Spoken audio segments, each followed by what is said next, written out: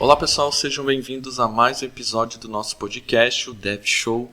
E hoje o nosso episódio aqui é falando de segurança em aplicações web.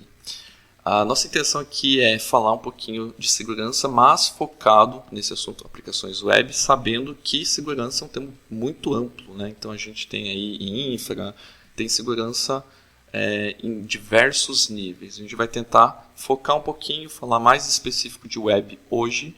E aí, nos próximos episódios, a gente conta com o feedback de vocês também, para fazer outros episódios explorando um pouquinho mais, porque a gente sabe que não vai dar tempo de falar tudo aqui, e aí ir passando para outras áreas também.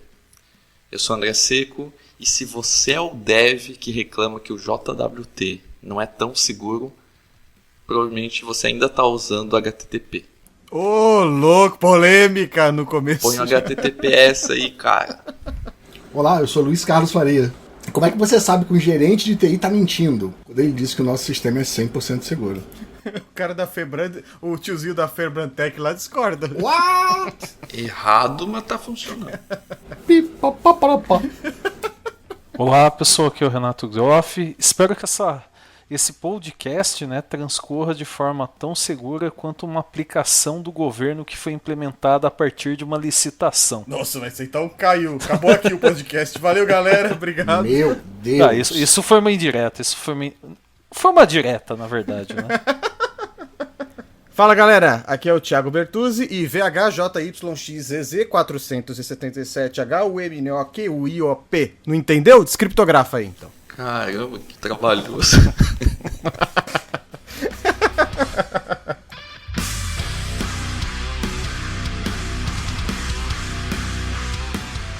Muito bem, pessoal. Vamos começar o nosso papo aqui, então. Acho que, de início, a gente pode começar sempre da parte mais genérica e se aprofundando em alguns pontos aí, né? Provavelmente vocês estão esperando que a gente fale de WASP aqui, e a gente vai comentar um pouco sobre, né? Provavelmente a gente vai falar em outros episódios também, se aprofundar no top 10 lá do WASP, porque é muita coisa, são muitas brechas aí para a gente comentar, cada uma tem os seus poréns, vamos dizer assim, mas eu queria iniciar aqui falando do processo de desenvolvimento como um todo.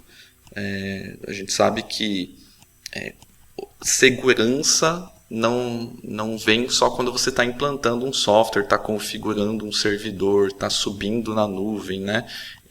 A preocupação vem muito antes, né? E aí vem o assunto aqui de SSDLC, né? Que é o Secure Software Development Life Cycle, né?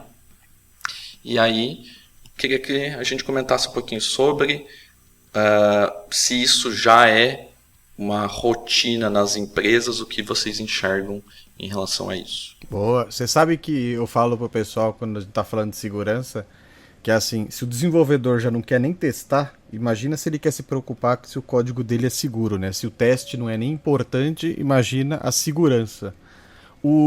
Só um introdutório pro pessoal entender o que é o SSDLC, bem rapidinho aqui. Quando você tem o SDLC, que é o Software Development Life Cycle, que acredito que muita gente conhece, mas se não conhece, ele tem etapas que são responsáveis pelas etapas de desenvolvimento, onde você tem os requerimentos, design, o desenvolvimento, o teste e o deploy. Basicamente, são essas etapas. Quando a gente coloca um S a mais na frente, que é o Security Software Development Life Cycle, a ideia dele é complementar o SDLC, fazendo com que as etapas de desenvolvimento também tenham foco em segurança e conformidade.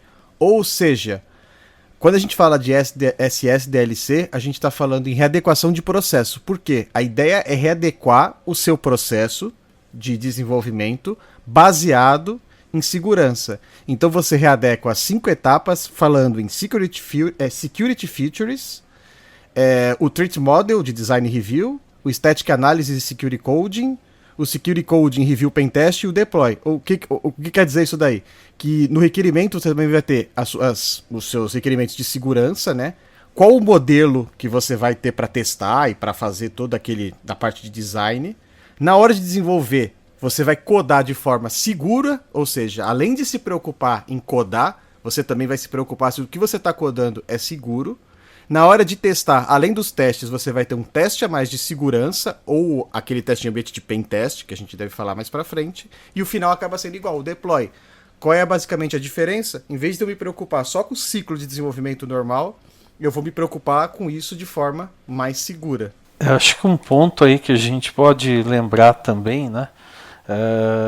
Quando a gente fala de desenvolvimento e segurança, é bastante comum, pelo menos em empresas que não são tão bem estruturadas, que o dev jogue a responsabilidade da segurança no time de infra. Na verdade, não, né? Você tem que entender que isso é uma responsabilidade compartilhada, né? Assim como a empresa que contrata um serviço em nuvem tem responsabilidade compartilhada com o cloud provider para garantir que entregue uma solução segura, num projeto todo mundo aí tem a sua importância e precisa se preocupar com segurança, né? Seja a nível de infraestrutura, de banco de dados, de desenvolvimento, de DevOps também, né? Segurança é como uma rede, né? Como uma corrente, né? Um conjunto de correntes que um lado se depende do outro. Não adianta ter o servidor ou a infra com segurança, mas a aplicação deixar passar tudo. Então, e sempre a gente vai ter a menor segurança no elo mais fraco da corrente, que pode ser qualquer uma das partes. Exato. O problema é que o boom, assim, muitas empresas, principalmente as que têm negócios mais críticos, elas sempre foram muito mais bancos, por exemplo, elas sempre foram mais preocupadas com a segurança do que a maioria das empresas são. Ainda assim é errado, porque toda empresa, não importa o tamanho dela, deveria se preocupar com segurança, vazamentos de dados, etc. Mas, quando veio a pandemia, a gente teve um boom de preocupação com a segurança, exatamente porque as empresas e as pessoas perceberam que o trabalho remoto poderia gerar certos problemas de segurança nas coisas. Então isso acabou transformando outros pensamentos na parte de segurança. Só que o que acontece, o pessoal tem sempre muito a cabeça, principalmente o desenvolvedor, que a segurança é do ambiente, é da parte de infraestrutura, é do final. Não, o cara de infra vai bloquear as portas, vai limitar os IPs, vai fazer os acessos e tudo mais, e eu não tenho que me preocupar aqui do meu lado, sendo que você tem que se preocupar do seu lado, porque não importa o quanto o ambiente possa estar seguro, se a sua aplicação apresentar qualquer brecha ou qualquer exibição de uma paginação que leve a uma informação que uma pessoa não deveria ver, isso é um problema exatamente seu. E aí eu coloco um questionamento que eu faço para todo mundo que é dev. Imagina você ter o seu nome atrelado a um commit de um exploit de uma aplicação. Imagina o quão bacana seria isso daí para sua carreira e tudo mais. Você vai ficar sempre lembrado. Olha o cara lá do vazamento, né? Tipo... não tem como, né? Você fica marcado, assim como a gente tira sarro de outras coisas, né? Pegar, olha lá o humorista que falou tal bobagem lá e foi cancelado. Olha lá o jogador lá que chorou como uma criança em 2014 na Copa, né? Você fica marcado, não tem como, né? E por mais que o pessoal fale que não, sempre vai ter fulano que conhece ciclano que chega em você, né? O problema é que o que eu tenho visto também é que, assim, por mais que as empresas se preocupem, para mim ainda acho pouco a preocupação em implementar um fluxo de SSDLC, por exemplo, no trabalho. A preocupação é grande no ambiente e na etapa final. A etapa que compele uma infraestrutura, uns testes. E pentest tem crescido bastante, o pessoal tem se preocupado muito. Porém, chegar para os devs, colocar uma política assim, mais rígida de segurança e fazer o pessoal anda, por mais vezes que queira, são muito perdidos. Então acabam recorrendo a empresas que fazem consultoria para isso daí, para implantar. Porque é um processo que requer alguns padrões para se seguir. É um processo bacana de se seguir, se fazer. Não toma mais tempo do seu desenvolvimento para isso. O problema é você tentar colocar no pessoal que essa cultura é importante. Que pode gerar um pouco, né, toda essa mudança. E é uma mudança de processo, como você falou, mas também de algumas práticas envolvidas dentro do pipeline de desenvolvimento, né? Você mesmo falou aí da parte de análise de do próprio código ser uma das steps ali, a análise estática do código, verificar se os pacotes ali têm alguma vulnerabilidade listada, né, como crítica ou alta, enfim, né, tudo isso tem que andar em linha desde o desenvolvimento, né. Eu faço um paralelo, assim, claro, nas suas devidas proporções, mas assim, que às vezes o pessoal, até por falta de costume, nem lembra da segurança quando está na ponta desenvolvendo ainda, ou não dá tanta atenção. Mesma coisa quando você fala, tá, mas essa funcionalidade que você está fazendo, ela suporta uma carga que a gente geralmente enfrenta nos clientes. Você está codando, você está preparando a feature de um jeito que ela vai ser performática, isso vai passar por um teste de carga, etc. Eu vejo a segurança mais ou menos nesse padrão também. Assim, é algo que pode acontecer e você tem que estar tentando descobrir algo que provavelmente não vai acontecer na tua máquina de dev, você não vai pegar problemas ali, ou até na parte de que às vezes isso não vai ser testado. Então, criar processos para que isso seja institucionalizado, para que isso realmente passe por uma etapa de teste de segurança, né? Eu acho que é muito importante, porque senão acaba passando, tipo, entregou uma feature, passou esse detalhe, ninguém testou, bola para frente. Mas esse código vai ficar, às vezes tem um backdoor, etc., vai estourar só lá na frente. Sabe o que eu comparo às vezes segurança, que eu falo pro pessoal? Eu comparo segurança com asepsia. Ou seja, eu falo assim pra galera, você, quando vai preparar a sua comida, você lava a mão antes? Não, eu lavo, faço então. Por que quando você tá fazendo o código aí? Porque pode dar um problema lá na frente da comida. O médico, quando vai fazer um atendimento, ele também faz a higienização, lavagem, etc e tal. É a mesma coisa, é você deixar o seu código protegido e prevenido contra alguma coisa que pode acontecer ali pra frente. Porque dali pra frente, lógico, exploits, as coisas sempre vão existir. Não adianta, não existe a segurança perfeita. Porém, você pode diminuir muito e minimizar pra caramba um problema que pode acontecer na sua aplicação. Quando não é possível acabar totalmente com a possibilidade de uma vulnerabilidade, você mitiga ela, né? Até porque daí em cima disso você tem tempo daí para tomar eventualmente até alguma atitude mais drástica antes que a situação piore bastante, né? Boa, beleza. E seguindo então nessas preocupações que a gente tem ou deve ter, né, com todo esse fluxo de desenvolvimento seguro, a gente tem o nosso conhecido, que eu acho que todo mundo, ou praticamente todo mundo que está ouvindo já ouviu falar, no OWASP, né? E aí ele nos traz uma série de vulnerabilidades no top 10, né? Tem uma classificação das vulnerabilidades que acontecem mais. Até onde eu sei, isso é ranqueado por um formulário, né? Que o próprio pessoal responde. Eu não sei se o método de ranquear isso segue um outro critério, vocês sabem? O Top Team da OASP lá, que para quem não conhece é a organização aí sem fins lucrativos que ajuda a disseminar o conhecimento e cria normas aí para facilitar a implementação de segurança e tudo mais aí. Ele tem vários fatores que elegem o Top Team deles lá. Então, além de, que nem o André falou, tem o formulário, que seria a parte deles de coletar dados e tudo mais, eles também analisam as vulnerabilidades que mais acontecem e os exploits, assim, que são catalogados com maior risco lá. Então, com a parte até de monitoramento de internet, de incidentes e tudo mais, além dessa parte de pesquisa aí, de formulário, eles também costumam catalogar em cima de todos os riscos, a maioria que está acontecendo. Então, por exemplo, sei lá, por exemplo, nossa, esse mês aqui de 100 incidentes, 80 foi SQL injection. E aí o top vai sendo ajustado lá conforme isso daí, conforme vai. Tanto que, se você pegar o ASP, que a maioria das pessoas conhecia, e até 2019 era dali pra frente já mudou o top team. Por causa que eu te falei, que eu falei pra vocês, a pandemia, ela mudou muita coisa na parte de segurança. Então, de 2019 pra frente, é a primeira vez que eles tiveram que mexer no top 10. O que, se todo mundo parar pra pensar, chega a ser bizarro, né? Porque se a gente tem um top 10 das coisas que mais acontecem e elas não se mexem, ou todas continuam andando na mesma proporção, ou ninguém tá tratando a maioria desses problemas aí, né?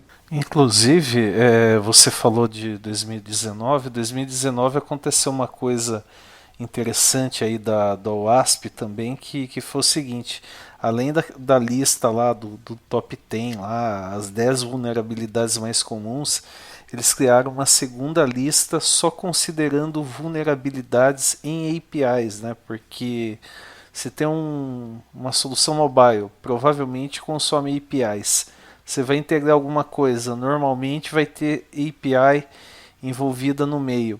Putz, tem aqui um front-end moderno. Normalmente isso é feito considerando o uso de APIs. Então existe, né, para o pessoal que está acompanhando o podcast saber também, uma segunda lista do OASP que passa batido para muita gente, mas focada só em vulnerabilidade de APIs. Então, até o Bertuzzi trabalha bastante com isso no dia a dia. Eu acho que para quem quer conhecer mais sobre segurança, entregar soluções aí mais confiáveis, vale a pena ficar por dentro aí das duas listas. A lista de APIs tem muita coisa comum da lista principal do OASP, mas tem algumas coisas mais específicas de APIs REST também. Inclusive, para quem tiver curiosidade, assim, porque eu tava falando que a OASP, além das pesquisas, pega de fontes aí, eles falam, nossa, mas eles estão acompanhando todos os vazamentos e tudo mais. Existe uma lista de categorias de vulnerabilidades, etc e tal, chamada CWE, que é a Common Weakness Enumeration. Eu vou deixar até o André aí vai colocar o site aí para vocês nos comentários aí. Na CWE tem uma lista e toda hora lá são listadas enumeradas falhas de software, vulnerabilidades e tudo mais. E dentro da CWE existe uma categorização para cada uma. Porque por mais que o Top Team seja a ideia de você seguir ele para o seu software ser seguro, existem milhares de CWEs aí de tipos de vazamentos diferentes. Tanto que quando você usa uma ferramenta para identificar uma análise de código e pegar, ela sempre vem com o número da CWE. Por quê? Porque existem muitos tipos de vazamentos e problemas diferentes de código. E o Top 10, ele meio que encapsula esses daí. E conforme os CWEs vão aumentando para um lado ou para o outro, vai mudando essa lista.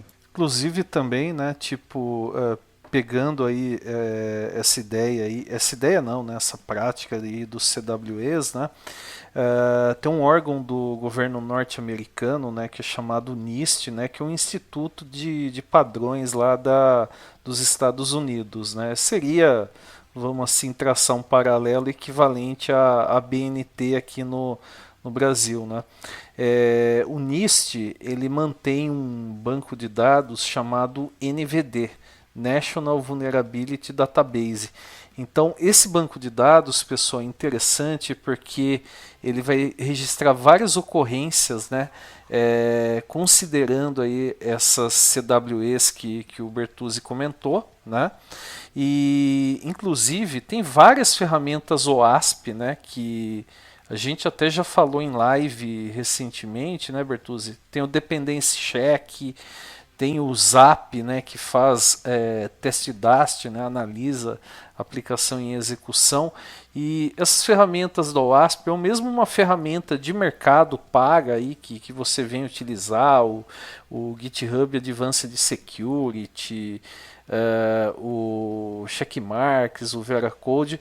Essas ferramentas acabam utilizando informações que estão nesse banco de dados, né, do NIST, né, trazendo inclusive a CWE e até mesmo links, né, de GitHub falando, olha, determinado package .NET, Java, Node, Python, sei lá o que você está utilizando, ele está muito defasado e se você insistir na utilização dessa versão defasada, você vai estar incorrendo em tal vulnerabilidade do OASP, trazendo inclusive a CWE. Né? Tem um ponto que eu acho que a gente tem que traçar em algum momento, que é o papel da arquitetura, o papel da definição de arquitetura, restrição de arquitetura da imposição de regras nesse processo de desenvolvimento para a gente garantir algumas coisas. Por exemplo, até hoje eu vejo isso. Profissionais pegando, principalmente os mais jovens, né? Pega uma controle, acessa um request HTTP do jeito que vem e manipula na mão, sem preocupação, às vezes usando um mecanismo de serialização que oferece risco de, por exemplo, trazer instâncias que não deveriam, parametrizadas, inclusive de formas que não deveriam.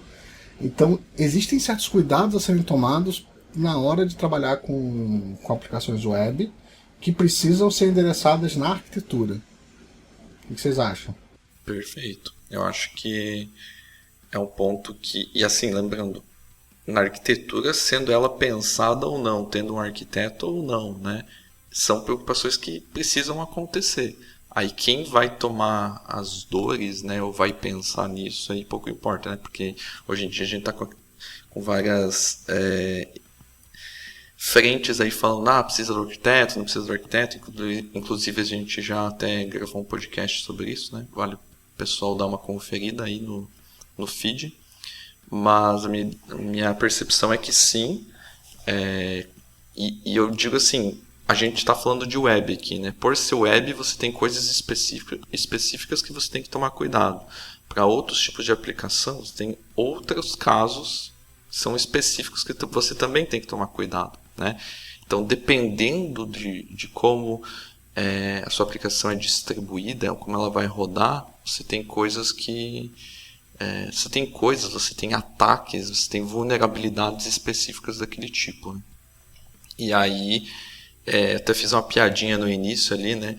Que tem muito quando o pessoal vai falar de JWT, eu falo, mas JWT você consegue... Ele fica gerado por um tempo, se alguém roubar, ele é inseguro.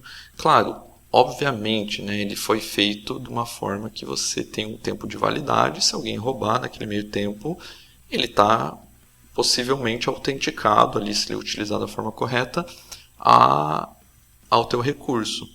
Mas às vezes vem uma preocupação muito específica no determinada formato ali, né, estratégia de autenticação, e daí você vai olhar, a pessoa nem usa um HTTPS, não usa certificado SSL ali, né? Então não faz o básico, é isso que eu quis trazer, né? Não faz nem o básico e às vezes olha para um detalhe muito... 3 casas à frente, né? Exatamente. Você acessa lá, HTTP. Aí, cara, HTTP, se você não coloca um HTTPS, não venha nem conversar comigo. Basicamente isso, né? Mesmo para isso que você citou de HTTP, é perigoso alguém falar, não, mas isso daqui é um ambiente interno, tal. Alguém dentro da empresa pode tentar conduzir um ataque lá, e se está desprotegido, né, vai acabar tendo sucesso. Às vezes o ataque pode vir, inclusive, não intencional. O cara está infectado e conectou na rede. Tem muita gente. Já vi casos de pessoas que recebem e-mails de phishing, alguma coisa, inclusive e-mails internos. Às vezes vem com um remetente de um diretor, de algum superior dela, tudo mais, falando sobre algum tema corriqueiro e falando, não, tem que clicar aqui pra gente acessar não sei o que, e a pessoa desavisada vai. O que leva a sua aplicação estar preparada para uma outra falha da área de segurança, que não compete a esse episódio aqui, mas que são as pessoas, educação corporativa e etc e tal, mas a sua aplicação está preparada, tem um certificado, tem os exploits travados, pode ser que resolva-se um problema aí que é gerado por uma pessoa, como o Luiz disse, de dentro da empresa. Eu tive uma empresa, não lembro, acho que foi 2020, em que o próprio programa de segurança interno enviava phishing interno para poder identificar quem eram as pessoas que clicavam. Isso daí já é uma prática comum, né? E daí o que acaba acontecendo, né? Vai lá o espertão, vai e clica, né? O que vai acontecer? Já vai fazer um treinamentozinho online aí de segurança. Exatamente. E assim, é engraçado que às vezes tem gente da própria TI que cai, né? Ou seja, quem deveria dar o bom exemplo acaba vacilando, mas isso daí também essa parte de phishing, mesmo engenharia social, explora aí a desatenção ou mesmo medos aí dos seres humanos, né? Não tem como, é uma coisa universal, mesmo alguém de TI tá suscetível a isso, né? Até porque, pessoal, desculpa, assim, provavelmente a galera que escuta aqui como a galera de TI já sabe, assim, mas é sempre bom falar pra todo mundo.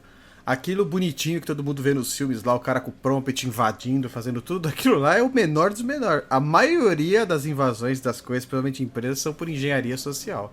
Que aí sim, você tem um acesso a um ambiente ou alguma coisa, e daí você faz os exploits, explora as coisas e etc e tal. Então, às vezes, a educação e a instrução dos processos corporativos da parte de segurança é tão importante quanto uma segurança extra de software ou infraestrutura. Porque tem o ponto que se você já conseguisse infiltrar no ambiente, vamos dizer assim, pela porta dos fundos, ali por outros métodos, um e-mail infectado, alguma coisa assim, a máquina da pessoa ela já está comprometida. Então, todo o esforço, ou grande parte do esforço das barreiras utilizadas numa aplicação web vem antes, né?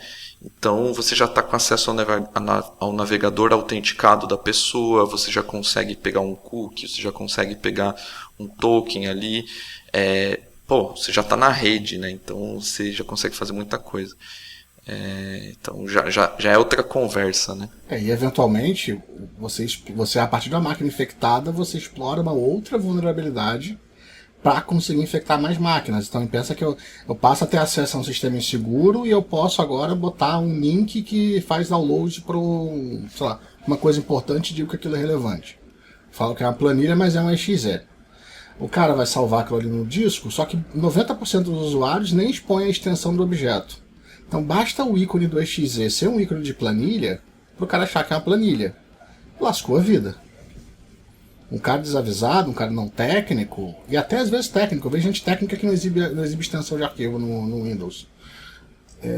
Você acaba caindo nesse tipo de problema por bobeira, entendeu? Aí, assim, a vulnerabilidade da aplicação de permitir esses links ir para um lugar externo, que talvez faça o download do exe, talvez até na URL tenha um exe lá. Permitido, a aplicação deixou, não se preocupou com isso. É aí que entra a parte dos filtros, do que pode ser baixado, do que não pode ser baixado, que inclusive a gente está falando e o ASP prevê, é o controle de acesso que a sua aplicação permite, até onde pode ser acessado, até onde o que pode ser baixado, que tipo de extensão e tudo mais. Porque assim, se você segue esse cenário dos exploits, como o Luiz falou, vai pulando de máquina em máquina, uma hora chega num servidor, uma hora chega no resto da empresa e você pega o famoso ransomware. E aí você depois descobre por que tantas, às vezes, aparecem uns vazamentos gigantes aí ou empresas travadas por causa disso. E outro ponto é como você renderiza texto do usuário. Então, boas premissas são muito importantes. Texto do usuário tem que ser renderizado, sanitizado. Nunca você vai deixar um texto RAW do usuário ser plotado como HTML, por exemplo. Inclusive isso é uma das vulnerabilidades do OWASP que está nas duas listas, né, de Server-Side Request Forgery, né, de você evitar que mande aí HTML, mande URLs aí, isso eventualmente leve até um processamento aí do lado do seu back-end e nisso daí você tem aí até uma porta de entrada aí para uma praga virtual, né? Sim, sim. Então, quando eu falei do request lá atrás manipulado manualmente, boa parte das pessoas não sabem que o fluxo do Model Binder, o fluxo de preenchimento do Model Binder, garante algum mecanismo de segurança. E algumas coisas precisa desabilitar para poder funcionar. Se você quiser, por exemplo, receber HTML. Então, saber que isso existe, que esse nível de segurança está disponível por default, até certo ponto, né? É importante para a gente não cometer esses erros. Achar que o que você recebe numa string de uma controller, um parâmetro de uma URL de uma controller, é o mesmo que você fazer um request params, não é a mesma coisa, entende? Que tratamentos de anexo têm que ser levados em consideração com o próprio negócio. Por exemplo, você tem um sistema financeiro, você sabe que o que vai ser anexado ali, dependendo de uma tela, pode ser uma planilha Excel, pode ser uma nota em JPG, em PDF, mas jamais vai ser um exe, por exemplo. Então só aí, se você limitar, uma coisa bem simples que você pode fazer no seu sistema, já é limitar quais extensões daquele negócio deveriam ser recebidos e etc e tal, só isso daí já garante muita coisa que não aconteça esses problemas. Deixa eu contar uma que eu acho que pode ajudar. Quando eu fiz lá o Academia Dev, tem uma parte lá que é o upload de foto do usuário. O upload, eu consegui descobrir que todos os arquivos do tipo PNG, JPG, eles têm um cabeçalho em byte idêntico para tudo. Esse cabeçalho é usado para descobrir o MIME type independente da extensão que você enviar. Então o MIME type não é descoberto pela extensão, mas é descoberto pelo cabeçalho de bytes. Isso me dá uma segurança muito grande para saber que eu estou realmente recebendo aquilo, entende? Senão o cara sobe um exe como DAT, como a gente fazia para bolar mecanismos de segurança, e o mecanismo de segurança ignorava. Quando eu trabalhava com sistema de gerenciamento eletrônico de documento, a gente tinha cargas obviamente não era um usuário anexando na mão, então a gente recebia HDs com cargas de imagens. E existe arquivos que são com extensões PDF, mas por trás são arquivos de pacotes maliciosos que podem ser executados e tudo mais. E com isso que o Luiz falou, cabeçalhos, assinaturas do arquivo e tudo mais, você consegue fazer validações, inclusive para imagem. Existem ferramentas, pacotes Nugget, muito bons para isso daí, que você consegue testar a integridade se aquele tipo não só no ponto PDF, por exemplo. Porque existem arquivos PDFs que não são PDFs. Então, às vezes, você só faz pela validação. Isso aqui é um ponto PDF, deixa subir. Mas, na verdade, não é. Aquilo pode entrar num storage de alguma coisa, ou passar para alguém baixar na máquina, a pessoa clicar para abrir, um desavisado e etc e tal, e ocasionar vários problemas. Boa. Mas agora eu queria falar, e aqui estou descrente em fazer essa pergunta, mas que até um tempo atrás era... Bom, para ser bem sincero, no meu Discord ontem veio uma dúvida aí envolvendo esse assunto, que é o nosso conhecido: vou usar uma autenticação baseada em soluções de mercado, já pronta, validada, utilizada pela comunidade, utilizada pelo mercado, ou vou fazer a minha autenticação em casa, né? Eu sou um especialista de segurança, eu sei mais que todo mundo, eu vou fazer meu algoritmo de criptografia. Qual que é a percepção de vocês que vocês têm pego aí em campo? Isso ainda está rolando em pleno 2024? Vou travar a porta com uma fechadura aqui boa ou vou colocar só uma vassoura enquanto eu durmo para segurar ela? É a mesma pergunta. Barbante, né? Se você pegar principalmente a aplicação legada, sempre tem algum mecanismo inventado que você fala: meu Deus do céu, como que fizeram isso, né? Cara, eu ainda vejo, principalmente, que, assim, como a gente tá vendo muita exchange de skill, do cara que vem do Node pra cá, cara que vem de PHP pra cá, em lugares que as coisas são feitas muito manualmente, e aplicações que são feitas para bootcamp especificamente, você acaba vendo um tipo de skill do profissional que não tem essa profundidade de entender que ou ele vai se dedicar a vida inteira para cuidar de segurança, ou ele vai terceirizar isso, mas fazendo a mão, sem estar imerso nesse mundo, é um absurdo. Eu vou pegar como exemplo, em janeiro tive uma demanda de Azure AD B2C, que a gente contratou uma consultoria para validar a implementação. Do tipo, cara, eu preciso ler a documentação, eu faço aqui de boa, tá feito inclusive. Mas eu preciso que alguém valide isso. Porque um risco de um acesso indevido, um risco de uma falha num mecanismo de autorização, autenticação, e até porque eu tinha C++ envolvido no projeto também, então, que tinha que fazer algumas coisas na mão e não usando SDK, faz com que a gente tenha algumas preocupações que, cara, se você não quer ou não tem tempo para respirar segurança, você tá sabotando. Você tá fazendo bosta. Eu recomendo ou formação ou educação para esse cara, ou demissão. Nem tem choro. Não é nem questionável. O pior que é verdade. Não tem como. Você... como o Luiz falou, você não vai ser o cara que vai... A não ser que você fale assim: olha, eu dediquei 20 anos da minha vida só em segurança, tudo mais, aqui implementei uma solução e tal, aí as pessoas vão usar a sua solução. Você concorda que você não implementou aquela para um projeto, pra você ter essa dedicação inteira? Não, se dedicar 20 anos, se o cara parar, já ferrou. Exato. Ele continua, você tem que ter aquilo contínuo. E aí entra num ponto que, assim, existe uma desculpa esfarrapada que diz assim, não, mas aí eu vou ter que pagar um serviço caro para ter uma autenticação aqui, para poder colocar junto aqui da minha aplicação e tudo mais. Eu vou ter que gastar uma bala, uma nota, uma grana disso daqui. E aí eu pego duas vertentes, que é assim, a primeira é, você é uma empresa pequena, por exemplo, pode gastar com algum serviço? Se é uma empresinha pequena, coloca aí, você tem a licença provavelmente, o AD da Microsoft aí, faz uma autenticação aí de AD, domínio interno aí, porra, bacana, já resolveu um problema aí. Ou você vai para um lado de uma solução open source, que tem soluções open source muito boas, como o Keycloak, por exemplo, aí, que vai resolver o seu problema no seu ambiente aí.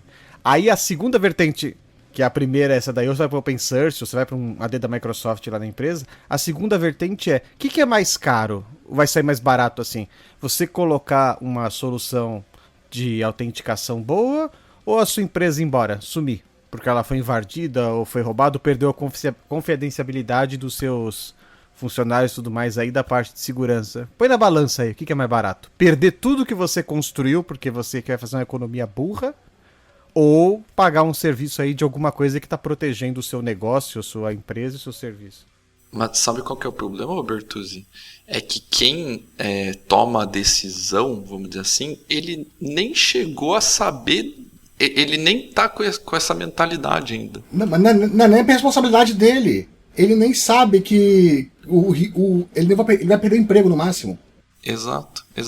E tipo, nem chegou no ponto de se preocupar com isso. Ele está um passo atrás ainda. Então ele está tipo, ele está preocupado com os gastos, ele não está nem nesse ponto. Então eu acho que ele tem todo um trabalho de educação antes para daí começar a pensar a partir dessa perspectiva. Por isso que eu falo, segurança é um processo, é uma mudança de cultura na sua empresa aí. Você tem que implantar processos, você tem que colocar, e eu vou além. Eu sugiro para que as empresas tenham um comitê de segurança, com pelo menos uma cadeira de alguém responsável que entenda do assunto, principalmente se a sua empresa é grande. Não é um assunto para uma pessoa tomar uma decisão. Isso é um assunto para ser debatido por pessoas que entendem. Por isso que aí tem o papel de um arquiteto, existe um arquiteto de segurança. Não quero ter 500 mil arquitetos. Tudo bem, você pode montar um comitê, pegar esse cara responsável e esse cara ir atrás de um assunto para a sua empresa. Ou você pode contratar uma empresa terceirizada que manja de segurança para ela adequar os seus processos e conscientizar a empresa. Foi isso que eu fiz. Então, resolve-se o problema. Não dá pra se fazer, às vezes, tudo sozinho. Você pode descobrir que você tem uma deficiência, contrata alguém que manja daquilo ali pra resolver o problema. Melhor do que você perder sua empresa, né? Porque você perdeu o emprego naquela empresa é o menor dos seus problemas. O problema é que você perdeu aquele emprego, ficou queimado, você vai arrumar outro. E aí? E aquela empresa que você destruiu lá por causa de um negócio? O problema justamente é você arranhar a sua própria reputação, né? Que assim, se você vê que você alertou, não tem jeito, o pessoal não está levando a sério, e você sabe que se aquilo explodir vai sobrar para você, você fala, é o tipo de situação que eu tentei ajudar, o pessoal não me levou a sério, e ainda assim, se eu insistir, eu posso acabar, o negócio vai respingar em mim e vai me prejudicar. É a mesma coisa que você está numa empresa e você presenciar uma tentativa ou até mesmo uma fraude contábil, né? Você vai ficar lá parado, lá inerte, lá vendo aquilo. Uma solução é você sair da empresa, né? E eventualmente, dependendo da gravidade daquilo que está acontecendo, você fazer uma denúncia, mesmo que seja anônima, né? Para justamente você não levar uma culpa, né? Por algo que você sabe que estava errado e que mesmo assim o pessoal insistiu no erro, né? Fazer um paralelo aqui. Em diversas empresas, inclusive na Microsoft, tem um cara especializado ou um time de pessoas para escrever um serializador de JSON, que é uma coisa simples, digamos assim, né? Comparado com segurança. Por que raios que você vai achar que você que tem que fazer, codar a aplicação? Muitas vezes você tem que subir infra, tem que ajudar o suporte, tem que falar com o cliente.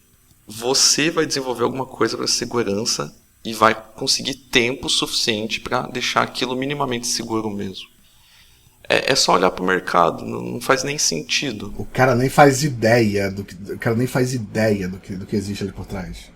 Ele nem faz ideia que instanciar um objeto, dependendo do tipo que você trabalhar com referência, permite que você instancie qualquer coisa, que basta estar no domínio de aplicação. Qualquer coisa você pode ser instanciada com o parâmetro que você quiser. Então, se você parametrizar, talvez, uma deleção de arquivo, é possível você conseguir com JSON. Não, inclusive, né, o Luiz citou aí, né, a gente meio que acabou falando, tem o Keycloak, né, mas você tem bastante serviço gerenciado de segurança, né? Então tem o Okta, tem o Azure AD B2C que o Luiz mencionou, tem o Microsoft Entra. Essas soluções gerenciadas é interessante porque o produto está evoluindo continuamente, né?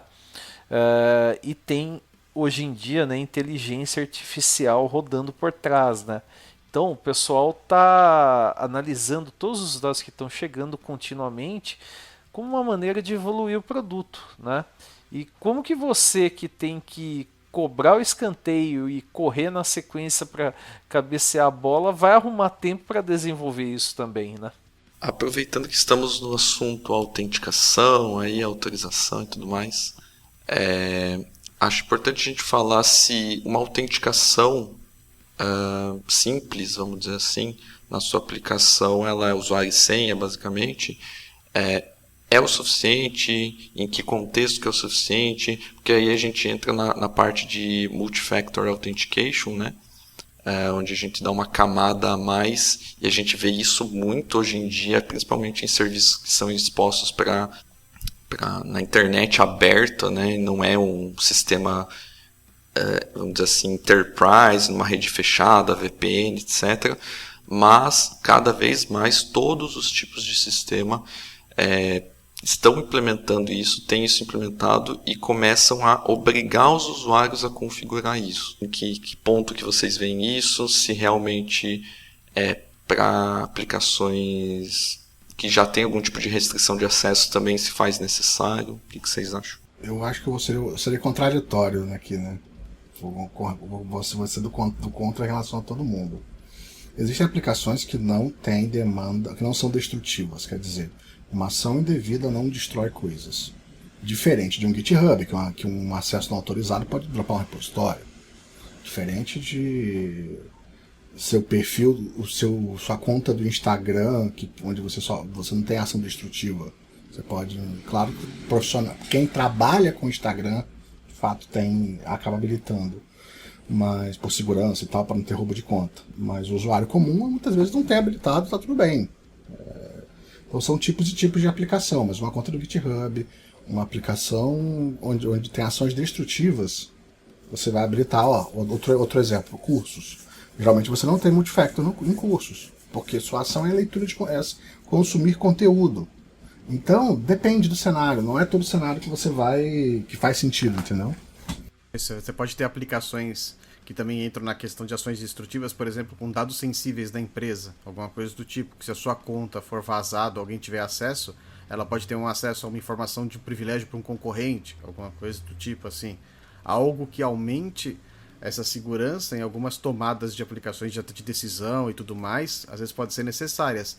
Por exemplo, a gente tem questão de uma assinatura digital. Muitas vezes a pessoa precisa ter um ECAC lá, um cartãozinho para fazer uma autenticação de que é a pessoa mesmo que está fazendo. Isso aí é uma camada a mais em uma autenticação daquela pessoa. Não necessariamente você ter várias formas de autenticação é um token, por exemplo, gerado numa aplicação. Você pode ter um double check de formas diferentes para garantir que é aquela pessoa que está realizando ou fazendo um determinado acesso. Mas é escalado de acordo com a necessidade. Como o Luiz disse, exemplos disso daí. Um sistema de banco, você tem um double check para realizar uma ação, que é aquele token do banco versus a sua senha que já está lá. Agora, um sistema de abertura de chamado, se você é um cara que abre só chamadas de ticket, sistemas de ticket. Pô, tu precisa de uma dupla autenticação, qual o máximo que você pode fazer lá? Flodar, atrapalhar, se você é apenas uma pessoa que pode abrir um chamado ou alguma coisa. Considerando que o sistema às vezes está preparado para isso e bloqueia a sua conta. Então, às vezes você vai fazer uma implementação a mais do que você precisa.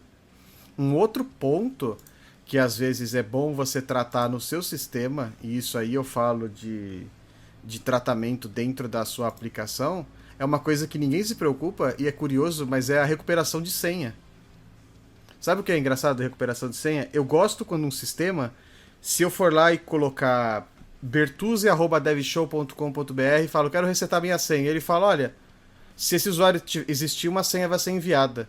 Isso é muito melhor e muito mais seguro do que o sistema falar assim, esse e-mail não existe na minha base de dados aqui. Então, mensagens de alerta, de erro em aplicações de segurança, você precisa pensar bem no descritivo que você vai fornecer, porque tem aquele meme, né, que todo mundo brinca, né, a pessoa digita uma senha qualquer para um usuário e fala, senha inválida para o usuário A, já em uso para o usuário B. Tem um meme disso, né? Alguma coisa próxima disso, né?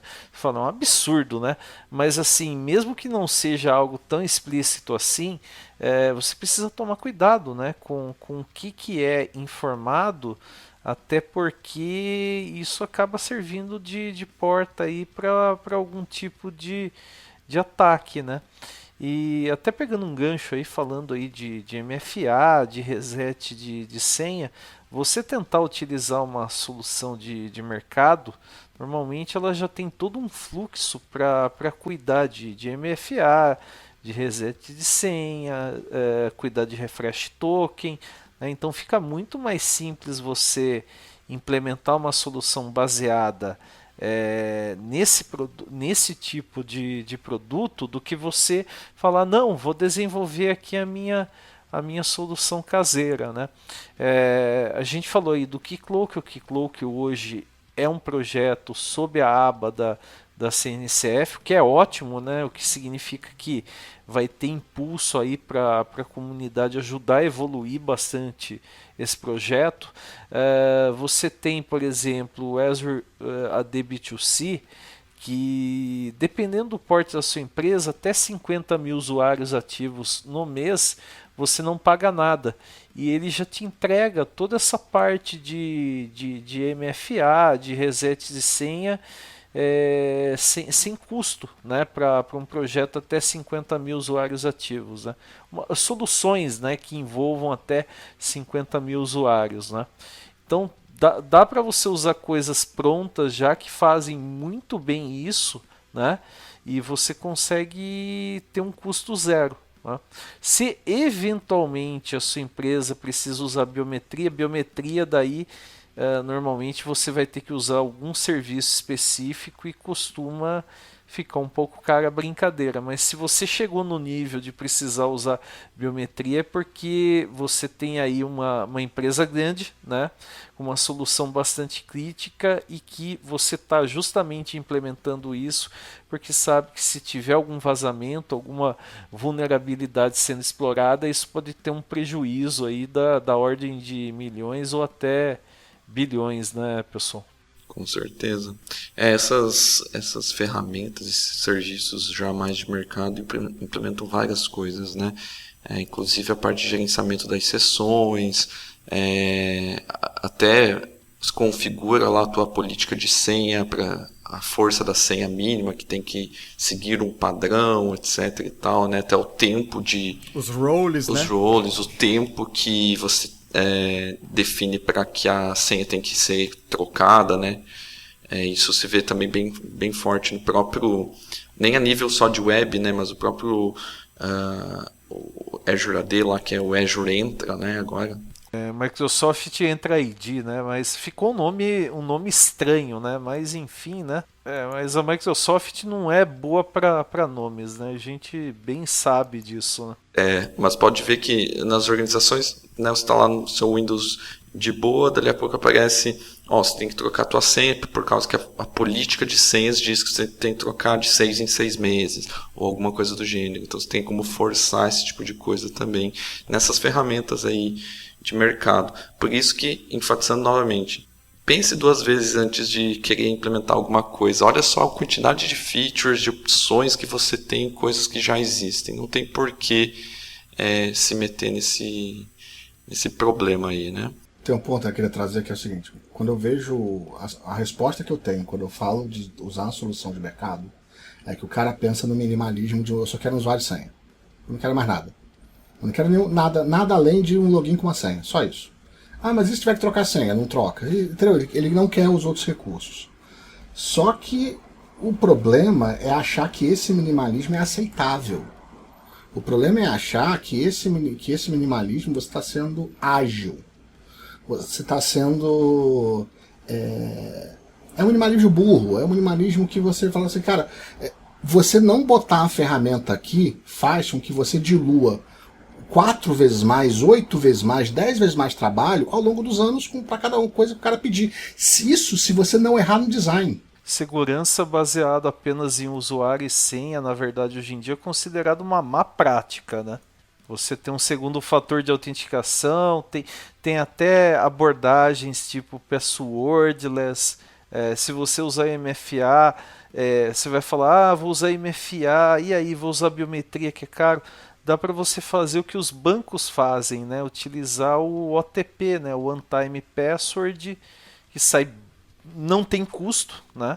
Vai usar um algoritmo basicamente com secret para gerar os códigos, né? Então tem muita coisa. Você pegar uma solução pronta, normalmente isso já vem empacotado, né?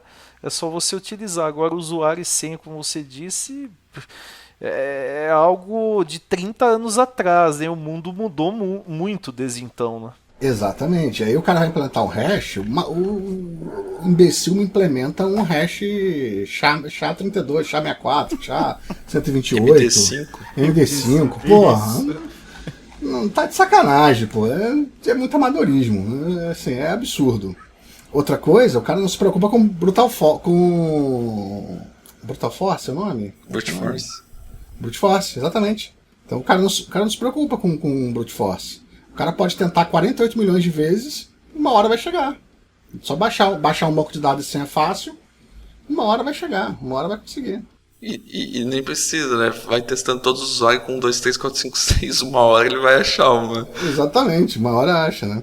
Sabe que esse negócio de testar usuário e senha também tem soluções para o pessoal conduzir esse tipo de ataque. Se eu não me engano, acho que o termo disso, aí vocês me corrijam, é password spray, né, pessoal? Que ele já tem uma lista e é como se fosse o spray, né? Ele vai espirrando até que o negócio passa, né? Tem uma lista de as senhas mais usadas. Tem uma lista de 1000 senhas. Daí até fazendo um gancho com a minha piada do início do podcast, né? Como que o pessoal consegue conduzir tanto ataque em projeto de órgão de governo? Que normalmente a licitação vence, quando não tem os clássicos esquemas, né? Pensando em Brasil, vence quem oferece o projeto mais... enfim, né? Vence quem oferece o projeto mais barato, daí o pessoal sobe tudo com senha padrão, né? Aí você fala, nossa, mas o cara que conduziu esse ataque é um cara fodástico, né? Na verdade não, né? O cara, talvez ele pegou uma lista de senhas comuns, explorou isso, conseguiu quebrar e fez o ataque, né? Um espinhento da 7ª série, pô. Pois é, né? Ou o pessoal zoa o tal do hacker de Araraquara, né? Que você fala, putz, mas o que esse cara fez de tão fantástico? Provavelmente usou uma lista dessas, né?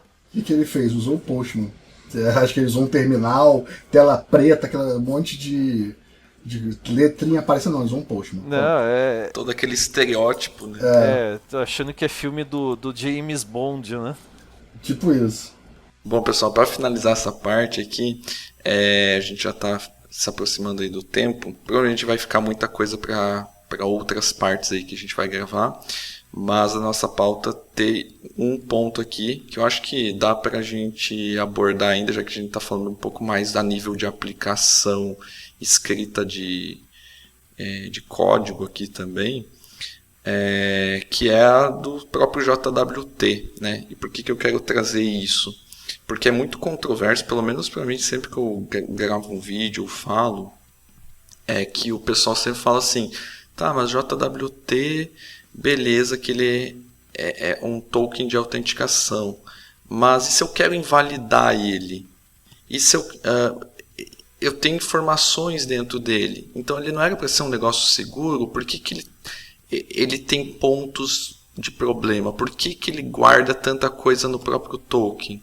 Porque porque os dados são abertos, né? O pessoal tem a ilusão que JWT é algo criptografado, né? E na verdade o que está no header, no payload, é meramente uma string base 64, né? Mas ainda assim, o que acontece? Eu acho que vocês já devem ter visto o caso, e isso é comum em aplicação legada, né?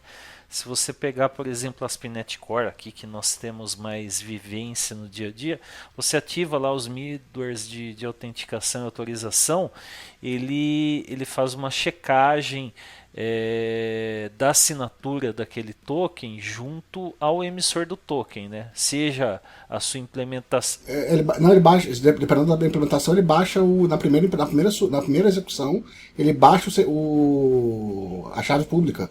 Ele não faz a segunda vez. É muito otimizado isso. Eu fiquei de cara quando eu Não, então, mas assim, de qualquer forma, ele faz a validação. Faz. Mas o que acontece? Eu já vi aplicação legada, talvez vocês já tinham visto também, que assim, você passa o token JWT, na verdade o token foi emitido, coisa e tal, a aplicação não tem nada que verifica, né, se aquele token está assinado de forma válida.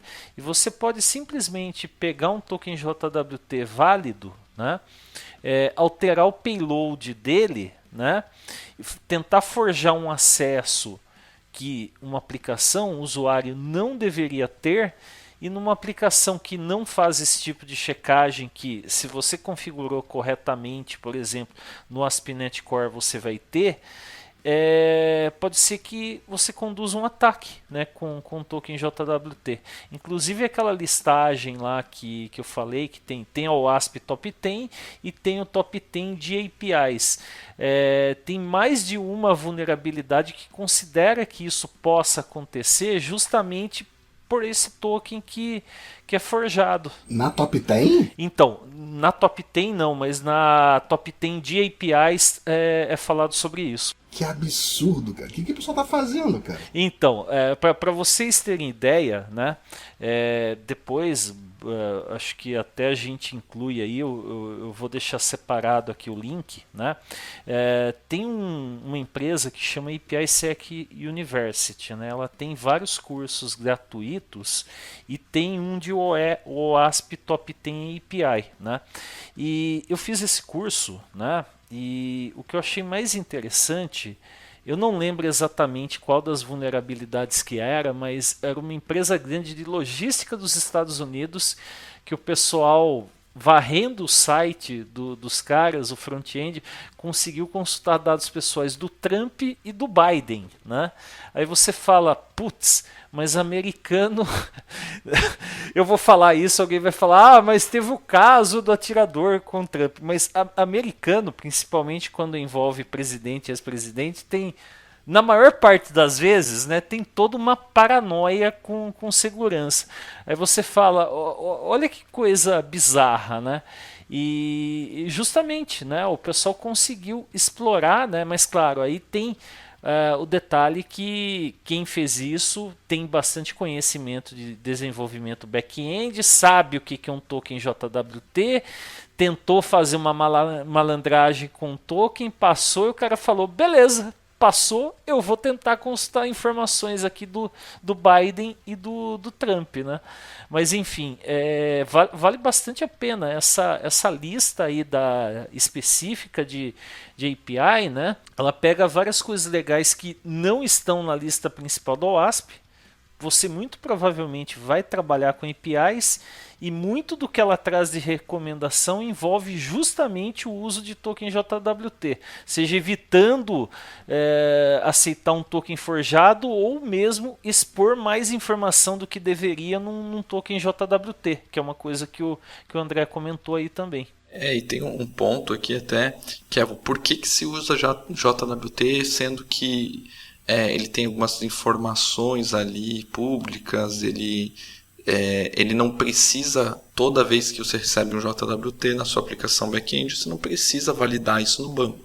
Porque a gente tem um trade-off aqui, eficiência versus segurança. Obviamente, seria mais seguro se você verificasse toda vez no banco de dados para ver se aquele usuário tá com as credenciais corretas, não está bloqueado, etc. e tal. Mas aí vem o trade-off de, toda vez, todo hit na API eu vou ter que verificar. Então, é um meio termo, né? Vamos dizer assim, ele não é o máximo da segurança, mas devido às proporções, por causa que você quer fazer uma troca, você tá deixando de ter esse máximo de segurança. Mas como que você tenta fechar essas brechas de segurança, né? Primeira coisa, tem gente que gera JWT com 24 horas de validade o token, né? Já começa por aí. Então, uma boa prática vou manter o tempo de expiração bem baixo. Mas daí o usuário vai ter que renovar ali as credenciais toda vez. Refresh token. E daí o refresh token tem boas práticas de como utilizar o refresh token também. Toda vez que o usuário loga novamente na aplicação, você invalida o refresh token e o token antigo. Se necessário, tem várias estratégias ali, né? Para que caso esse token tenha sido pego por algum hacker, alguma coisa assim, você minimize esse tempo de vulnerabilidade. Então tem várias estratégias, né? Então, mas uma coisa tem que ser entendida: JWT, a utilização dele, está flexibilizando segurança em algum momento. Em prol do quê? Em prol da eficiência. Esse é um ponto que não dá para negar, né? Eu já vi gente deixar o JWT 8 horas porque era para dar o turno de trabalho do profissional lá do negócio. Então o cara deixava de 8 em 8 porque era 24 horas. Aí a cada 8 horas ele renovava o token. Vocês já viram, isso principalmente em integração, né? Daí o que aconteceu foi que a gente simplesmente cruzou os braços e falou, não vamos fazer assim. Que é o cara te falar assim, olha, tá aqui um token, né? Você vai usar sempre isso para se autenticar aqui na nossa aplicação. Daí você fala, peraí, você me mandou um token JWT? A gente não vai obter um token de duração curta para daí conseguir interagir com o serviço de vocês? Não. Aí até a pessoa me respondeu, esse token tem duração de 2 anos. Falei, você está de piada, né? Maravilha. O Bertuzzi vai lembrar. Não dá para colocar 5 anos? Não, o Bertuzzi vai lembrar agora o caso, né? Inclusive envolve uma pessoa que tem problemas de degustação de comida muito acentuados, né, Bertuzzi? Lembra? Que envolveu até Já sei de que você está falando. Uma situação, como poderia dizer que...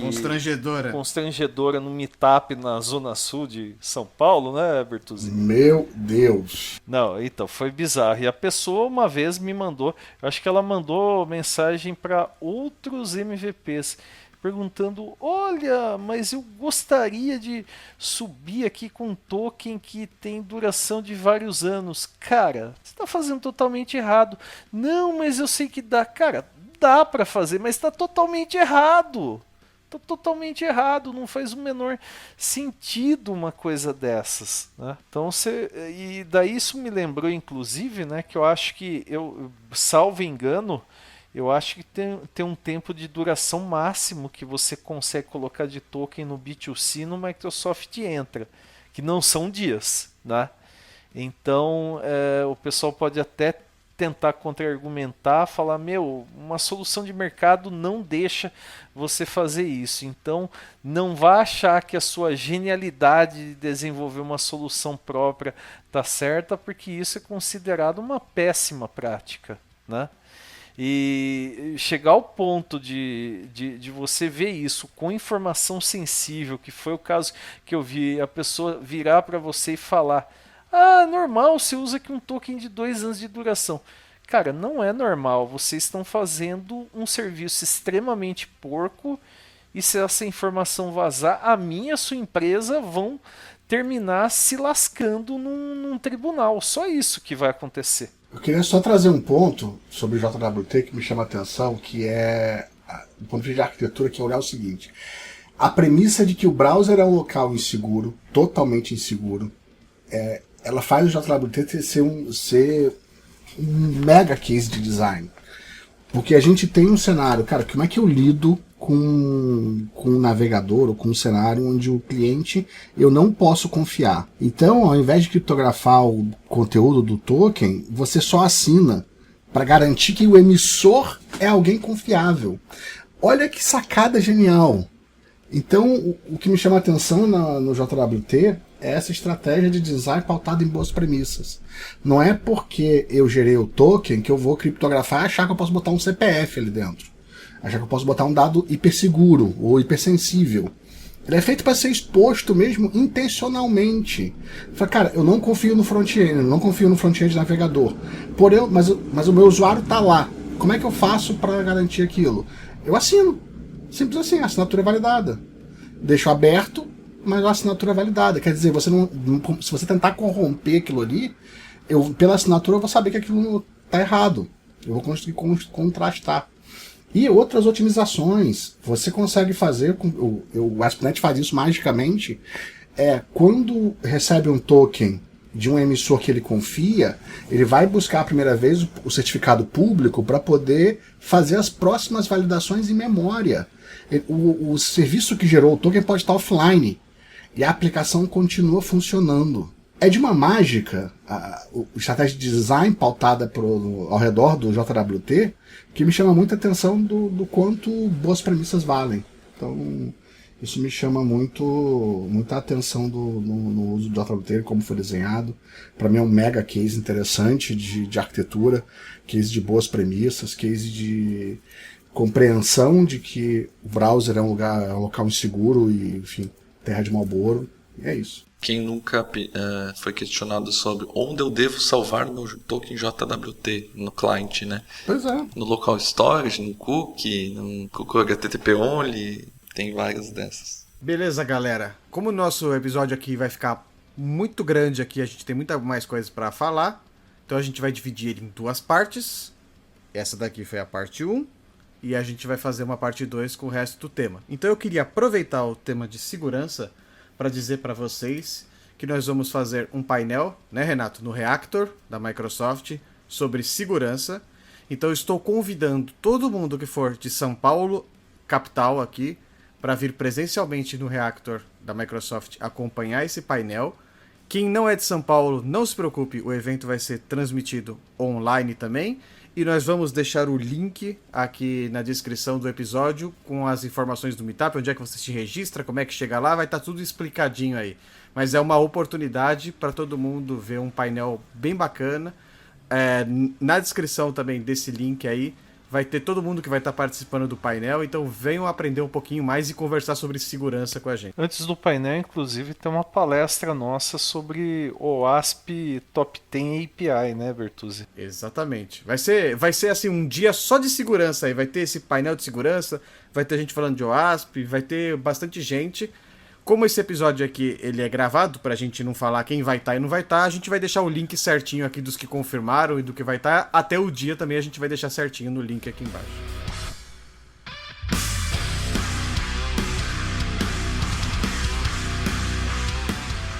Muito bem, pessoal. Então esse foi o nosso primeiro episódio falando de segurança em aplicações web.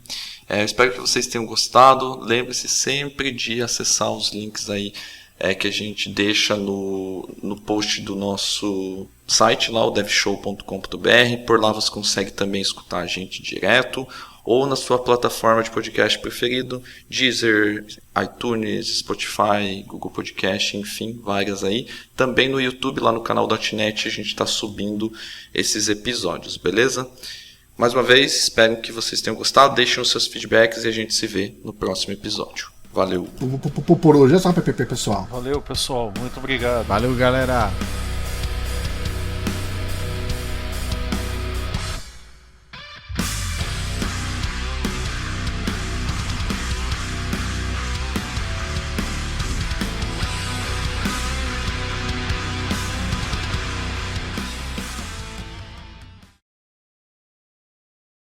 Mas a gente vai contar o segredo do Renato ou deixa criptografado aqui para um próximo episódio? Não existe segredo. Melhor não.